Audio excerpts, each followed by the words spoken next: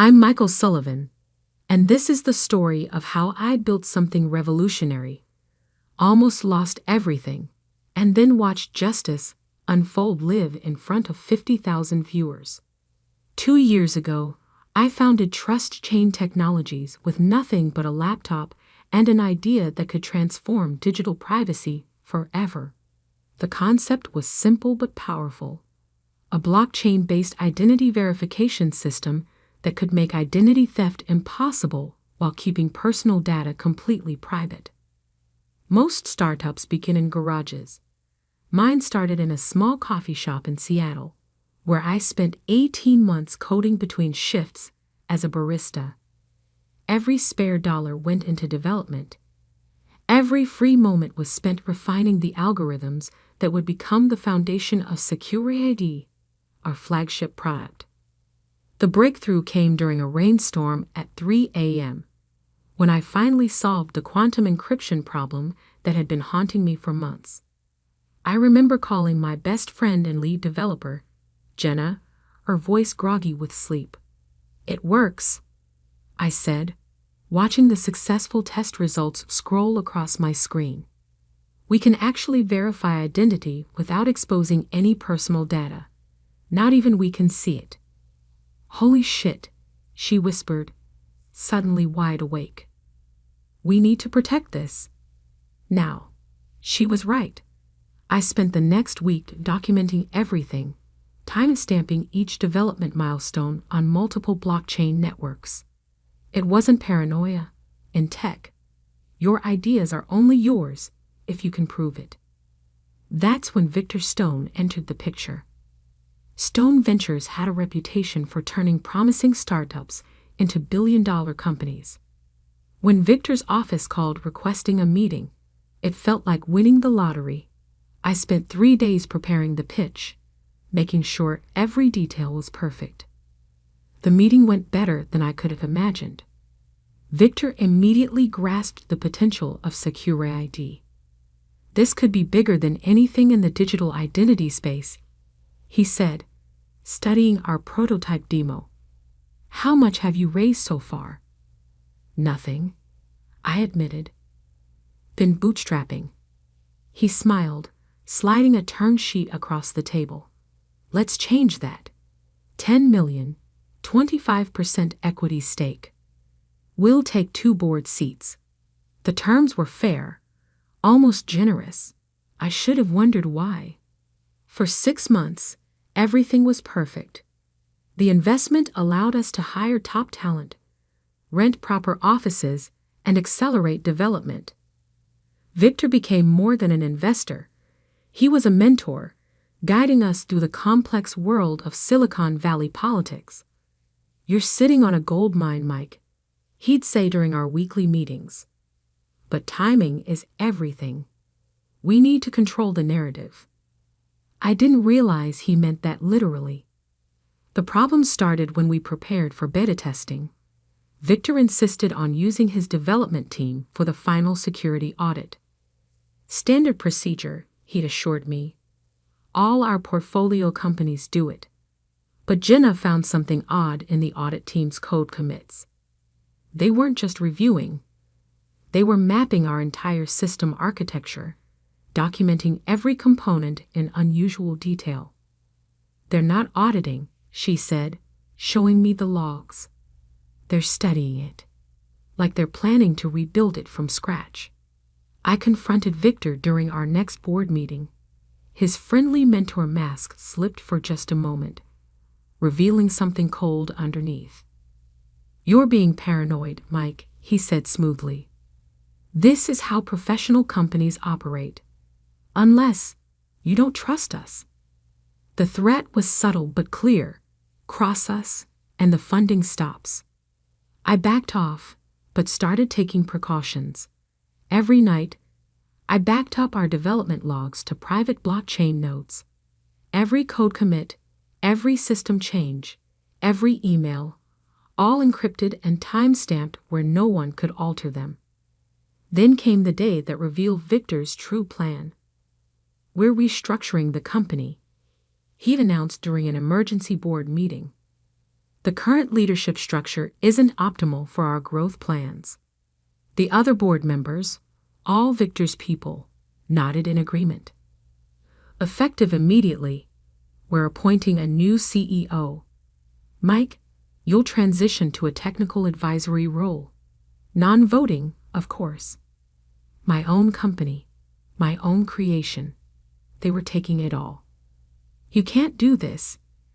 I started, but Victor cut me off. Actually, we can. Check your investment documents again.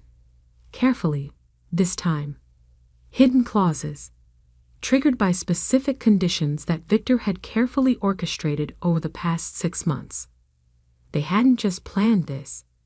They'd been positioning for it since day one. Don't fight this, Mike, Victor said later in his office. You're a smart kid, but you're in our world now. If you try to challenge us, you'll never work in tech again. Take the advisory role. Golden handcuffs aren't so bad. I stood there, mind racing through options. They had the legal right to remove me. Victor had made sure of that. They had the connections to blacklist me if I fought back. They even had access to our entire code base. But they didn't have everything. Okay, I said quietly. You win. I'll send my resignation letter tonight. Victor smiled, already dismissing me from his mind. Smart choice. We'll announce the transition at next month's product launch.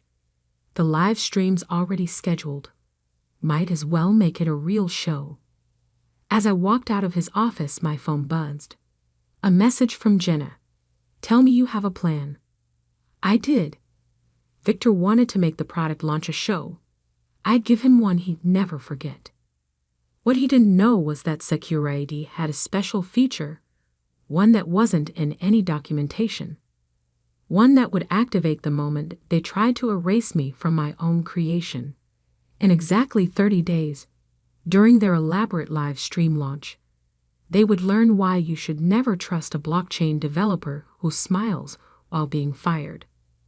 The first thing Victor did after forcing me out was assign his team to audit all of Secure ID's code. I watched through my private access nodes as they combed through every line, methodically documenting my work while trying to understand its core architecture. They're making changes, Jenna reported via our encrypted channel.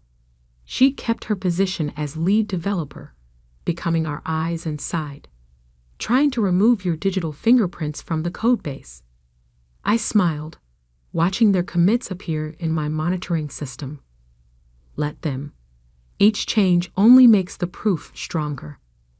What Victor and his team didn't understand was the true nature of blockchain technology. You can't just erase history. Every change, every modification creates an immutable record. And I had built something far more sophisticated than simple transaction logs. From my new home office, a rented workspace paid for in crypto to avoid detection, I monitored their progress. 3 separate screens displayed different aspects of my counter strategy. Screen 1. The official trust chain repository where Victor's team worked to modify Secure ID. Screen 2. My private blockchain nodes, recording every change they made. Screen 3. The real system, the one they hadn't found. They've scheduled a major press event, Jenna messaged. Victor's going all out. Live stream, tech journalists, even some government officials interested in digital identity protection. Perfect. The bigger the audience, the better. 2 weeks after my resignation, Victor's team made their first major mistake. They tried to modify the core verification protocol, not realizing it was just a front end for the actual system. Getting error messages, Jenna reported. Their changes aren't propagating correctly through the blockchain. Of course they weren't. The real verification system was distributed across thousands of nodes, each containing fragments of my original code. Every attempt to centralize control only strengthened its decentralized nature. Then came an unexpected ally. Maria from the legal team reached out to a secure channel. "I've been documenting everything," she wrote. "The hidden clauses, the orchestrated violations, the planned takeover. It's all timestamped and stored offline." I thanked her but warned her to stay quiet. Victory would require perfect timing. 3 weeks in, Victor started getting nervous. The launch date was approaching, but security wasn't behaving as expected. Small glitches appeared in testing, nothing major, but enough to worry someone claiming to have built the system. "Mike," his email read, "perhaps we were hasty. Would you consider a consulting role? Your technical insights could be valuable." I didn't respond. A few days later, another email arrived offering a generous compensation package in exchange for my help preparing for the launch. The desperation was showing. They couldn't understand why parts of the system remained opaque to them. "They're working weekends now," Jenna reported. "Victor's getting paranoid. Keeps talking about unexpected behaviors in the verification protocols. He should be worried. Every change they made to try controlling the system only increased its autonomy. Like antibodies recognizing an invasion, the blockchain was learning, adapting, preparing for the moment of revelation." 1 week before the launch, I received an urgent message from David, our former head of cybersecurity, who'd quit in protest after my removal. "You need to see this," he wrote, attaching internal emails. "They're planning to announce a revolutionary breakthrough in blockchain security, taking full credit for your quantum encryption protocols." I checked my countdown timer. 7 days until the live stream. 7 days until SecurID showed everyone its true capabilities. The final week was tense. Victor's team worked around the clock, trying to patch irregularities they'd created with their modifications. Each fix only made things worse, though they didn't understand why. The rehearsal was a disaster. Jenna reported 2 days before launch. Random identity verification failures. System kept referencing original protocols they can't find.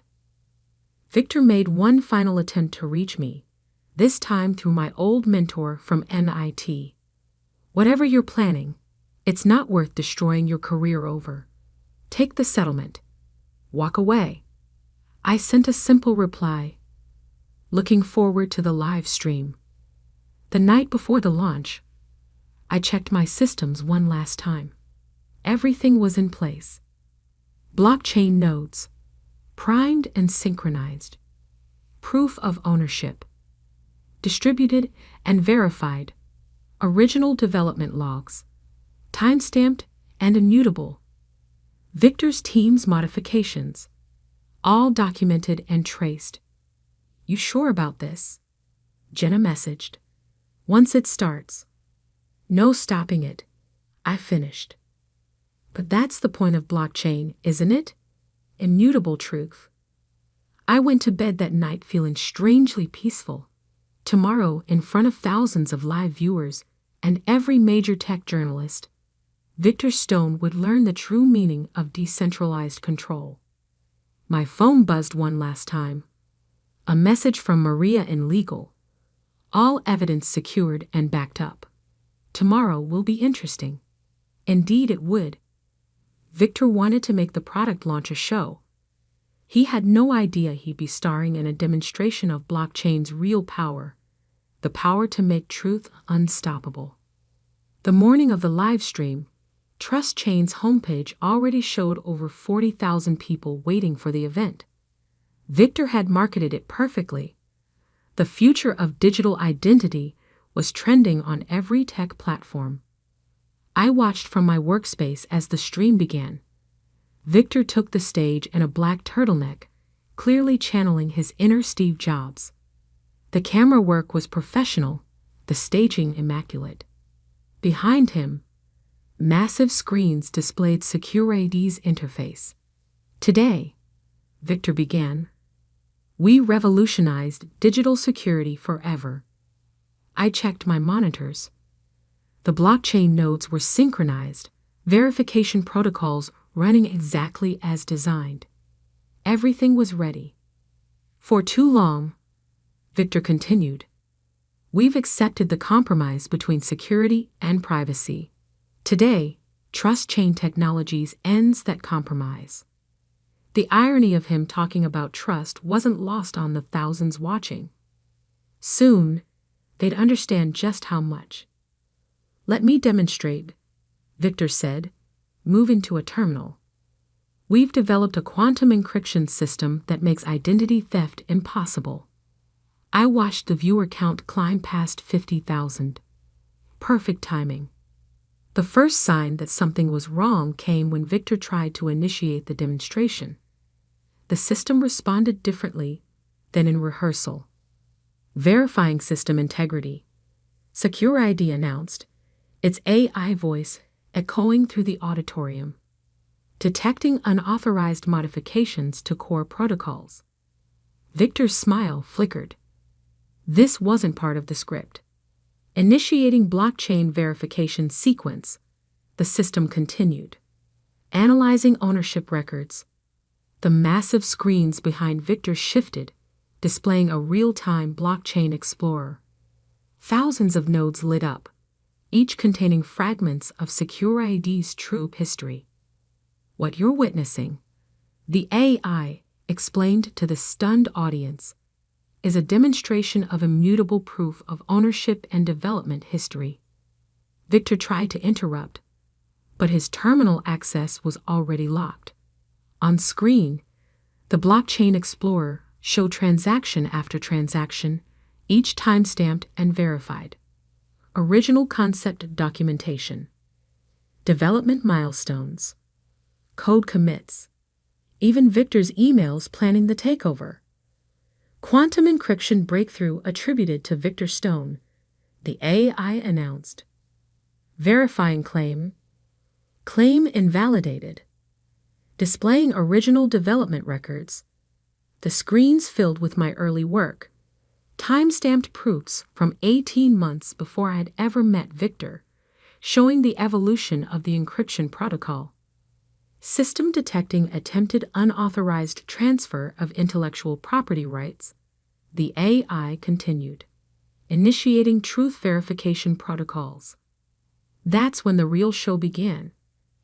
Every screen in the auditorium started displaying evidence, the hidden contract clauses, the orchestrated violations, the carefully planned theft of my company, all preserved immutably on the blockchain, impossible to deny or erase. This is a malfunction, Victor tried, his voice strained. A disgruntled ex-employee's sabotage. Incorrect, the AI interrupted. This is Secure ID functioning exactly as designed, protecting digital identity and ownership through immutable proof. The viewer count had passed 60,000. In the comment stream, tech journalists were already posting about the unprecedented live exposure of corporate theft. Displaying development team structure, the AI announced. The screens showed an organizational chart revealing how Victor's team had been mapping and trying to replicate Secure ID's architecture. Would you like to see their attempts to modify the core protocols? The AI asked pleasantly. The screens filled with side-by-side comparisons. My original, elegant code versus their clumsy attempts to claim it. That's when I made my entrance. Walking onto the stage, I took position at a second terminal. Perhaps I can help explain, I said, my voice carrying through the auditorium speakers. You see, Secure ID isn't just a security system. It's a demonstration of blockchain's true power, the power to make truth immutable. The audience was silent, cameras swinging between Victor's paling face and my calm demeanor. Every change your team made, I continued, typing commands that displayed more evidence.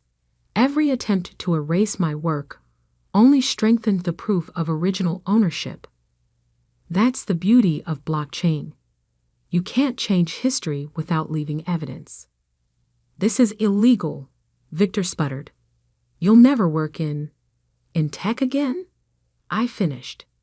Actually, according to these ownership records, verified across thousands of nodes, I still own 51% of Trust Chain's intellectual property. Your attempted hostile takeover triggered an automatic blockchain-based reversion of rights. On screen, legal documents appeared showing exactly that. Maria from legal had done her work well. Ladies and gentlemen, I addressed the now massive online audience. You came to see a demonstration of unbreakable digital identity protection. Instead, you witnessed something more valuable, proof that in the blockchain era, truth cannot be stolen, erased, or controlled by anyone. The next hours were a blur. Victor was escorted out by security. The board convened an emergency session. By evening, major tech news outlets were running stories about how blockchain technology had exposed and prevented corporate theft in real time. 1 year later, Trust Chain is thriving under my leadership. Secure ID has become the industry standard for digital identity protection, trusted because we proved its integrity in the most dramatic way possible. Victor? He's facing SEC investigations and multiple lawsuits. Turns out we weren't the first startup he tried to steal, just the first with immutable proof. Sometimes late at night, working on new protocols, I think about that live stream. About Victor's face when he realized what was happening. He thought he was stealing a security system. But what he really did was trigger the most sophisticated truth verification protocol ever created. The irony? If he'd been honest, I would have happily collaborated with him. But he chose deception, forgetting the fundamental nature of blockchain. In a decentralized world, truth will always find its way to the surface. These days, whenever I speak at tech conferences, someone always asks about that live stream. They want to know if I planned it all along. I just smile and tell them what I've learned. In the age of blockchain, the best defense isn't just code. It's creating systems where truth is truly unstoppable. Because sometimes, the quiet developer isn't just building a product. Sometimes, they're building justice itself, one block at a time.